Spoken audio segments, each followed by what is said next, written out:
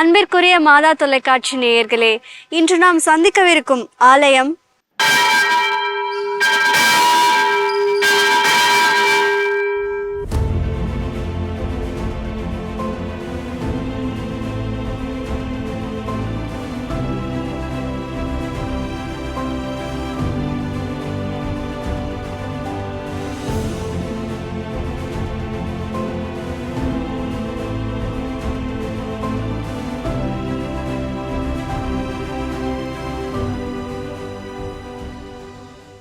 முட்டம் மறைவட்டம் நூற்றாண்டு பழமை வாய்ந்த புத்தன்துறை புனித ஜெபமாலை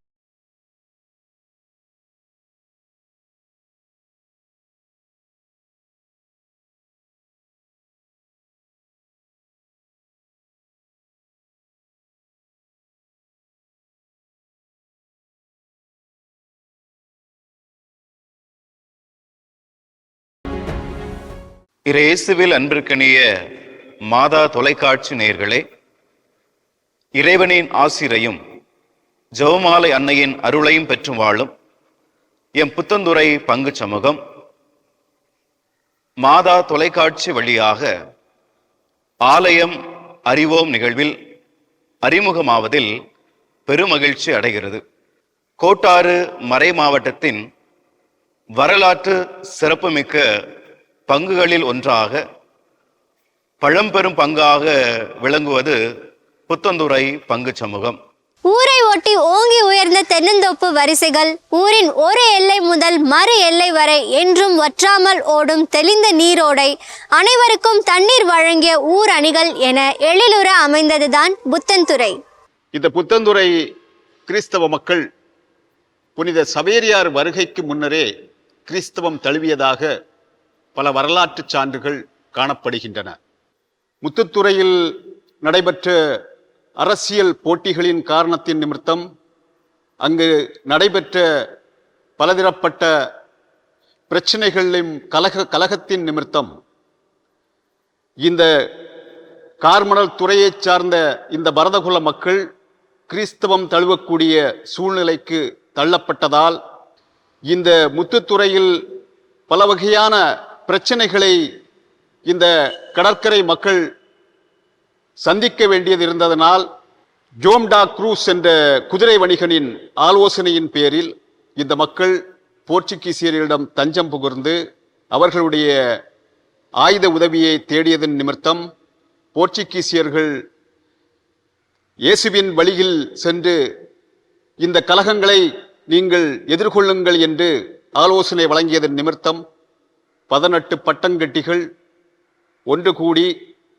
தலைமையாக வீற்றிருந்த விக்ரமாதித்த பாண்டியன் என்ற ஒரு தலைவனின் தலைமையில் இவர்கள் கொச்சியைச் சேர்ந்த போர்ச்சுகீசியர் கேப்டன் மிகால் வாஸ் ஆணைக்கு இணங்க கிறிஸ்தவ மறையை தழுவ ஏற்றுக்கொண்டனர்.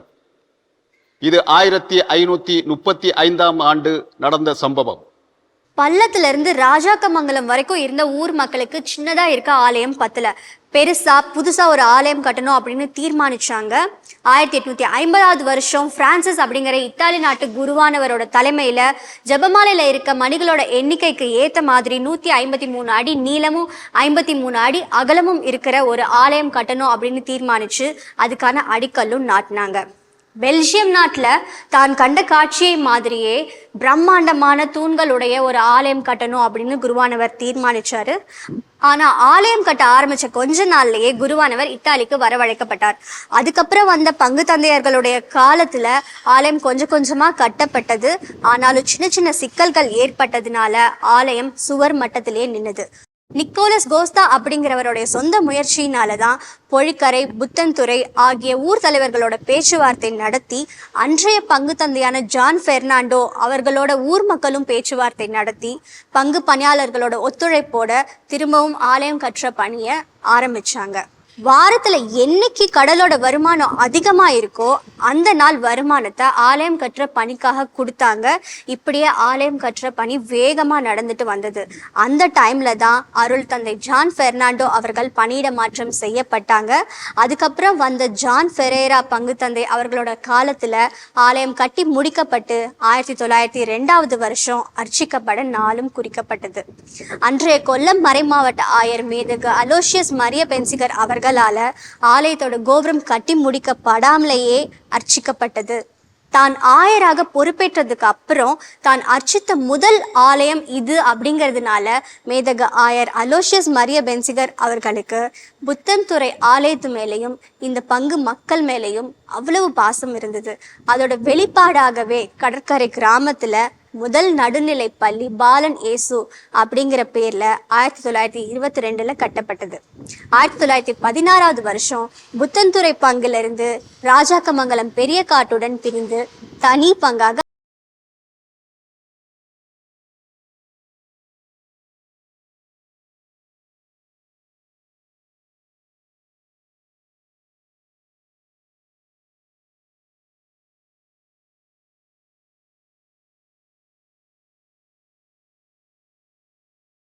புத்தந்துறை ஊர் ஆலயம் 1902 ஆண்டு கட்டப்பட்டது.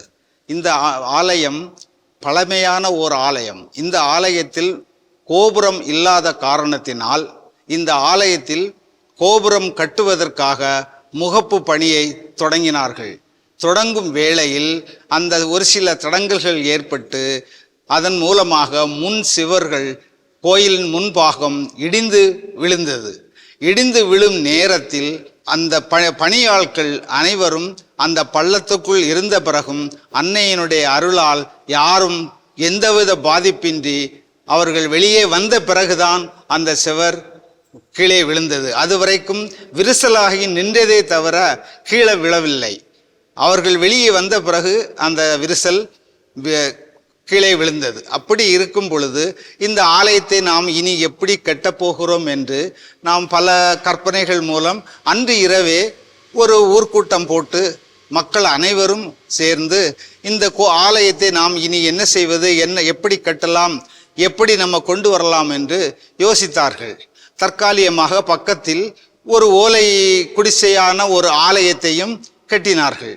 அந்த ஆலயத்தில் வழிபாட்டை நடத்தினார்கள்.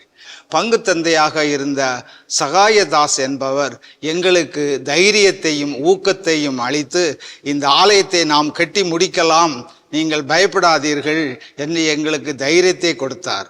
அப்படி கொடுக்கும் பொழுது எங்களுக்கும் ஒரு சின்ன தைரியம் கிடைத்தது. நாம் சரி கட்டுவோம் என்று ஒரு நிலையில் நாங்களும் கட்ட புறப்பட்டோம். அப்படி புறப்படும் பொழுது எங்களுடைய நிதி நிலை ரொம்பவும் குறைவாக இருந்தது. ஆனால் இந்த ஆலயம் கட்ட தொடங்கிய நாளிலிருந்து மக்களுடைய நன்கொடையும் அவர்களுடைய உழைப்பும் நிறைவாக இந்த ஆலயத்துக்கு வந்து கொண்டிருந்தது. அப்போது எங்களுக்கு ஒரு தைரியம் ஏற்பட்டது. நிச்சயமாக இந்த ஆலயத்தை கட்டி முடித்து விடலாம் என்று ஒரு எண்ணம் எங்கள் ஊர் மக்களுக்கு ஏற்பட்டது. மக்கள் அனைவரும் ஒன்று சேர்ந்து இந்த ஆலயத்துக்காக உழைத்தார்கள், மண்ணரித்தார்கள், கல் சுமந்தார்கள், செங்கல் சுமந்தார்கள். சகல காரியங்களும் அவர்கள் கூலி ஆள் இல்லாமல் அவர்களாகவே இறங்கி வந்து வேலை செய்தார்கள். அந்த வேலையின் நிமித்தம் எங்களுடைய ஆலயம் விரைவாக எழும்பி வந்து கொண்டிருந்தது. இந்த கோயிலுடைய முக்கியமான ஒரு அம்சம் என்னவென்றால், இந்த கோயில் 153 அடி நீளம், 3 ஜெபமாலை நீளம். இந்த கோயிலின் அகலம் 53 அடி, ஒரு ஜெபமாலையின் அகலம். இதை ஏன் இப்படி வைத்திருக்கிறார்கள் என்றால், அன்னையின் கையில் இருக்கும் பொக்கிஷமான ஜெபமாலையின் குறித்து அவர்களுக்கு நன்றி கடனாக 153 அடியும் அகலம் நீளமும் அகலம் 53 அடியும் கொண்ட ஆலயத்தை 7-14 தூண்களால் அலங்கரிக்கப்பட்டு இந்த ஆலயத்தை கட்டினார்கள். முன்னோர்கள் கட்டிய ஆலயத்தில் உள்ள தேக்கு மரங்கள் அனைத்தும் மிகவும் நன்றாக இருந்தது. இப்போது அந்த தேக்கு மரம் இப்போது கிடைப்பது மிகவும் கஷ்டம். ஆகையால் அந்த தேக்கு மரங்களை எடுத்து நாங்கள் பயன்படுத்தி கதவு, ஜன்னல் இவைகளுக்கு பயன்படுத்தினோம். இன்றும் இந்த ஆலயத்தில் அலங்காரமாக மின்னிக் கொண்டிருக்கிறது அந்த தேக்கு மரங்கள். புத்தன்துறை புனித ஜெபமாலை அன்னையின் ஆலயம் ரோம் கட்டிடக்கலை பாணியான கோத்திக் என்ற அமைப்பில் கட்டப்பட்டுள்ளது. ஜெபமாலை அன்னை ஆலயத்தின் பீடம் அழகுற வடிவமைக்கப்பட்டுள்ளது. பீடத்தின் நடுநாயகமாக நற்கருணை பேழையும் அதற்கு மேலே இயேசுவின் பாடுபட்ட சுரூபமும் வைக்கப்பட்டுள்ளது. பீடத்தின் உச்சியில் ஜெபமாலை அன்னையின் சுரூபம் வைக்கப்பட்டுள்ளது. இத்தாலியிலிருந்து கொண்டு வரப்பட்ட 3 சுரூபங்களில் இந்த சுரூபமும் ஒன்று.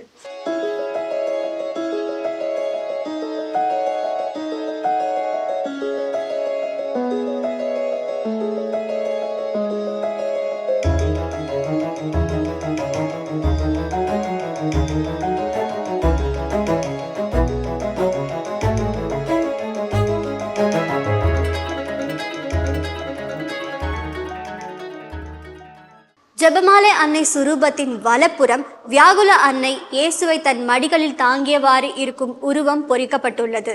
இடப்புறம் மரியன்னைக்கு கபிரியல் தூதர் மங்கள வார்த்தை கூறுவதை போன்ற உருவம் பொறிக்கப்பட்டுள்ளது.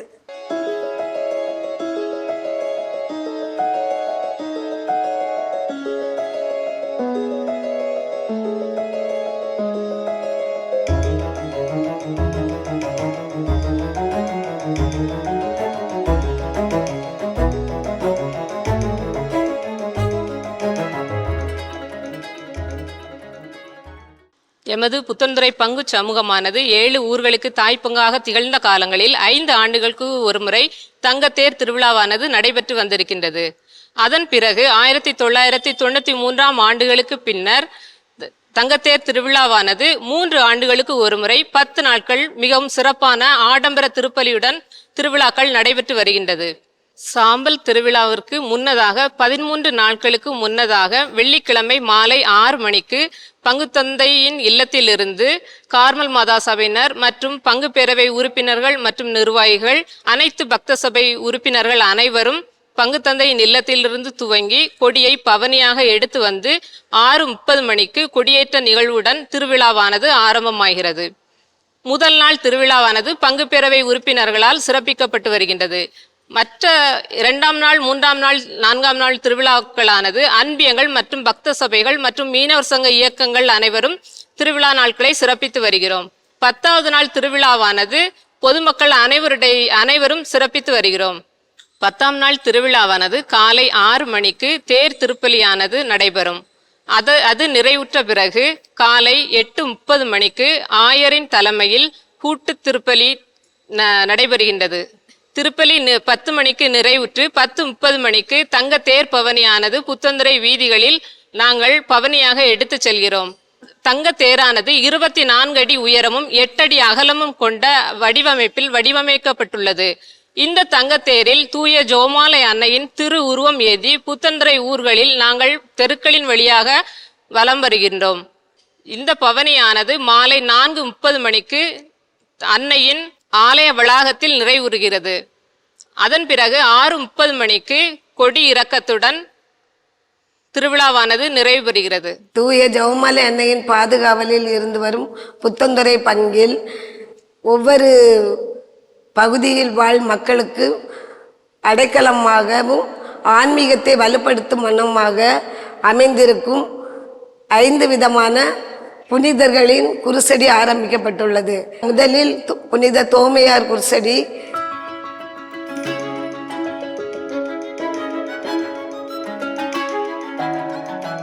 இரண்டாவது புனித அந்தோனியார் குருசடி,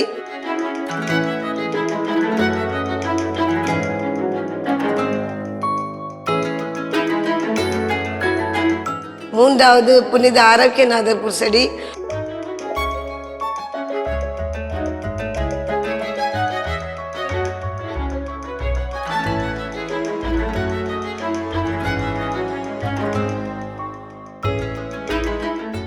ஊரின் கிழக்கு எல்லை பகுதியில் புனித ஜார்ஜியாரின் சிற்றாலயம்,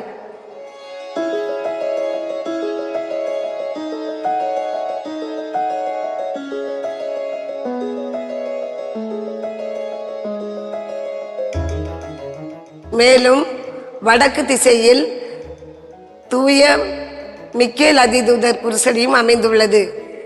இவை அனைத்தும் எமது பங்கின் புனிதத்தன்மையையும் ஜெபத்தின் தன்மையையும் ஆழப்படுத்தும் வண்ணமாக அமைந்துள்ளது.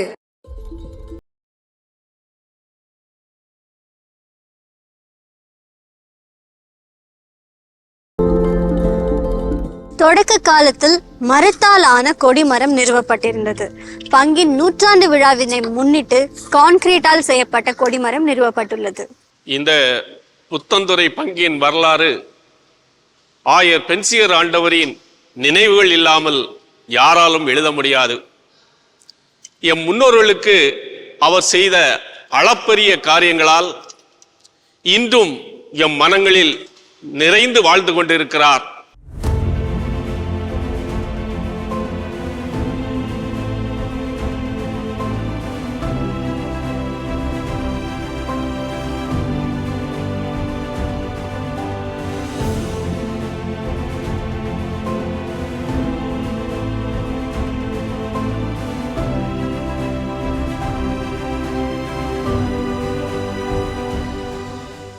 ஆயிரத்தி 890 ஆண்டு கொல்லம் மறை மாவட்டத்திற்கு இறைபணி செய்வதற்காக அங்கே வந்தார். சில வருடங்களுக்கு பின், அதாவது 1900 ஆண்டிலே அவர் ஆயராக திருநிலைப்படுத்தப்படுகிறார். அவர் ஆயரான பின் முதலாக அர்ச்சித்த ஆலயம் இந்த பங்கின் புனித ஜெபமாலை அன்றைய ஆலயம் என்ற பெருமை இந்த பங்கிற்கு உண்டு. அதனால்தான் ஆயர் அவர்கள் இந்த பங்கின் மீதும் இந்த பங்கு சமூகத்தின் மீதும் தனியாத அன்பு கொண்டிருந்தார். அவர் ஐரோப்பிய நாட்டிற்கு பயணம் செய்து மீண்டும் திரும்ப வரும்போது இந்த பங்கிற்காக சிலுவை பாதையின் 14 ஸ்தலங்கள் கொண்ட படங்களை, மிக அருமையான படங்களை இந்த பங்கிற்கு பரிசாக தந்தார். கிட்டத்தட்ட 100 ஆண்டுகளாக இந்த படங்களை பொக்கிஷமாக நாங்கள் பாதுகாத்து வருகிறோம். ஆயர் அவர்கள் இந்த பங்கிற்கு சொன்ன அறிவுரை எல்லோரும் மிகவும் சுத்தமாக இருக்க வேண்டும் என்று அவ்வப்போது அறிவுறுத்தி கொண்டிருக்கிறார்கள். சில நாட்களுக்கு பின் இந்த பங்கிலே, இந்த பங்கு சார்ந்த சமூகத்திலே ஒரு மிகப்பெரிய கொள்ளை நோய் வருகிறது. எம் முன்னோர்கள் எல்லாம் நிறைய பேர் மாண்டு போனார்கள். மக்கள் மிகவும் கவலையாக இருந்தார்கள். இதை அறிந்த ஆயர் பென்சியர் ஆண்டவர் அவர்கள் அங்கிருந்து கால்நடையாக வந்து ஒரு நாள் இரவு கையிலே சிலுவையுடன் ஒவ்வொரு வீட்டிற்கு முன்னாக நின்று ஜெபித்து அர்ச்சித்து இரவு சென்றார்கள் என்று என் முன்னோர்கள் சொல்ல கேள்விப்பட்டிருக்கிறேன். அன்றிலிருந்து அந்த கொள்ளை நோய் இந்த ஊரை விட்டு அகன்று போயிற்று. மக்கள் அனைவரும் மிகவும் ஆனந்தமாகவும் அவருடன் நன்றி பெருக்குடன் இருந்தார்கள். அவரை சந்தித்து அவருக்கு நன்றி செலுத்தினார்கள். அந்த நன்றி பெருக்கு நினைவாக இந்த ஊருக்காக புனித பால ஜேசு என்னும் நடுநிலை பள்ளியை இங்கே கட்டி வைத்தார்கள்.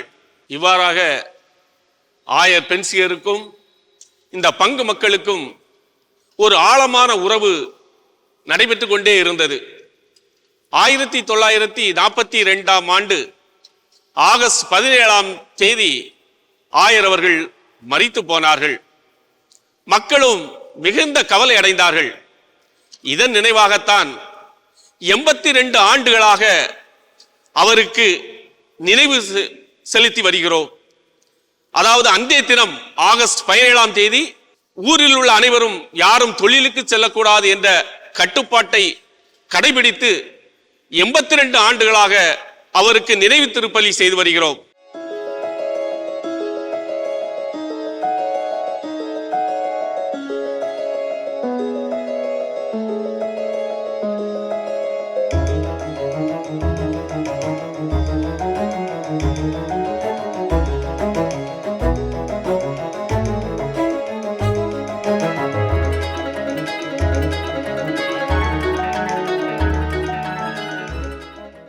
அவருடைய நினைவாக ஒவ்வொரு ஆண்டும் அவர் இறந்த இடமான திருவனந்தபுரம் அவரது கல்லறைக்கு எம்முடைய பங்கு மக்கள் இங்கிருந்து சென்று அவரிடம் இந்த ஊருக்காகவும் தங்களுடைய குடும்பத்திற்காகவும் ஜெபித்து வருகிறார்கள்.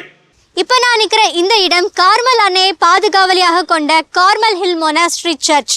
இங்கே தான் இறை ஊழியர் மேதக ஆயர் அலோசியஸ் மரியா பென்சிகர் அவருடைய உடல் ஆலய பீடத்தின் வலப்புறம் நல்லடக்கம் செய்யப்பட்டிருக்கு. ஒவ்வொரு வருடமும் புத்தன்துறை மக்கள் ஆகஸ்ட் மாதம் அவருடைய நினைவு நாளன்று அவருக்கு அஞ்சலி செலுத்தும் விதமாக இங்கு வந்து செல்வது வழக்கம்.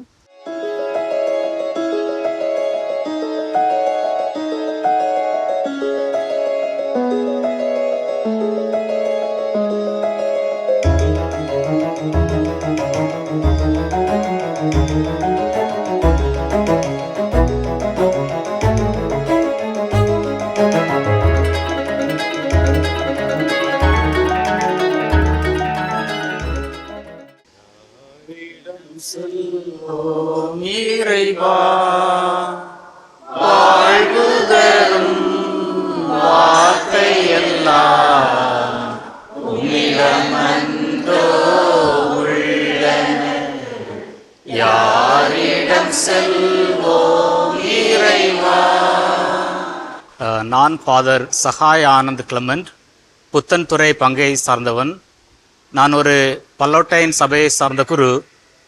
எங்களுடைய புத்தன்துறை இறை சமூகமானது இந்த இறை ஊழியர் பென்சிகனுடைய நினைவாலயத்திற்கு வந்து நாங்கள் எங்களுடைய மரியாதையும் மதிப்பையும் ஜெபத்தையும் அவருக்காக நாங்கள் பணிக்கின்றோம்.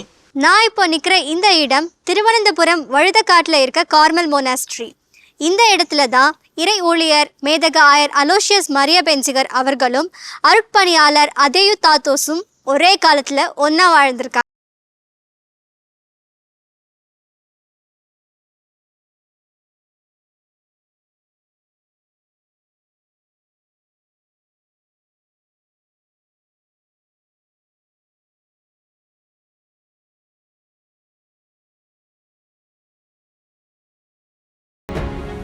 Where we are standing now, this is called Adeodatus Memorial Carmelite Museum. This museum has some special things, especially if you check here, you will see the vestments and personal belongings of Bishop Benziger, especially that trunk that contains the things that as a bishop that he was wearing, those things were kept in that one. These are the things that belongs to Benziger's personal things. He was an austere person. He was not having many things. He had only few things, and even now some of those things are remaining, and that is what we have kept here. திரு அவையால் இறை ஊழியராக உயர்த்தப்பட்ட மேதக ஆயர் Aloysius Maria Benziger மற்றும் அருட்பணியாளர் அதேயு தாத்தூஸ் அவர்களால் பயன்படுத்தப்பட்ட புனித பொருட்கள் இந்த அருங்காட்சியகத்தில் மக்களின் பார்வைக்காக வைக்கப்பட்டது.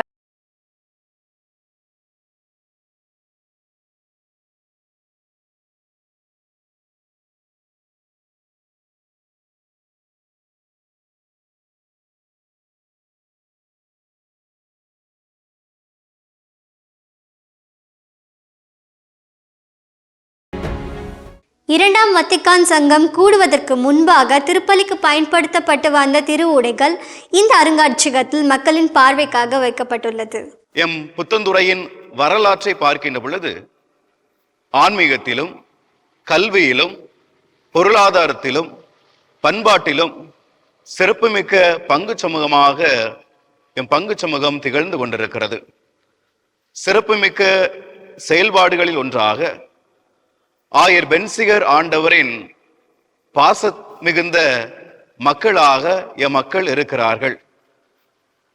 ஆயர் பென்சிகர் அவர்கள் ஆயராகி அர்ச்சித்த முதல் ஆலயமாக எம் புத்தந்துறை ஆலயம் திகழ்கிறது. ஆகவே இந்த புத்தந்துறை பங்கு மக்களுக்கும் ஆயர் பென்சிகர் ஆண்டவருக்கும் நீங்காத ஒரு பாச தொடர்பு இன்று வரை இருந்து வருகிறது. ஒவ்வொரு ஆண்டும் ஆகஸ்ட் 17ஆம் தேதி அவருடைய நினைவை கொண்டாடி இந்த மக்கள் அனைவரும் அவருடைய கல்லறைக்கு சென்று அவருக்கு அஞ்சலி செலுத்தி வருவது இன்னும் சிறப்புமிக்க ஒன்றாக இருக்கிறது. ஆகவே இந்த நேரத்திலே எங்களுடைய பங்கு சமூகம் பெருமகிழ்ச்சி அடைகிறது. இறைவனின் ஆசீரும் அன்னையினுடைய அரவணைப்பும் என்றும் உங்களோடு இருக்கட்டும். அனைவருக்கும் இறைவன் துணை நிற்பாராக. நன்றி.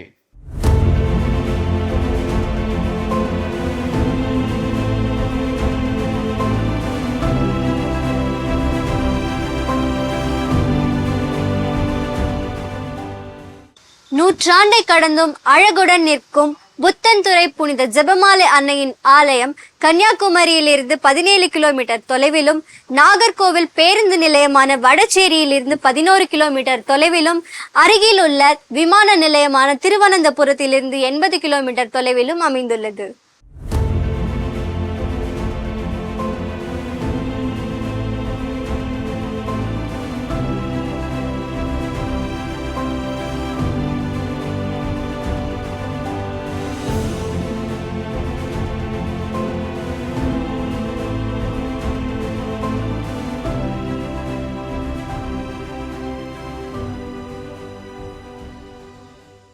புனித சவேரியார் இறை ஊழியர் மேதகு ஆயர் அலோசியஸ் மரிய பென்சிகர் அவர்களின் பாதம் பட்ட நூற்றாண்டு பழமை வாய்ந்த புத்தன்துறை புனித ஜெபமாலை அன்னை ஆலயத்திற்கு நீங்களும் வாருங்கள்.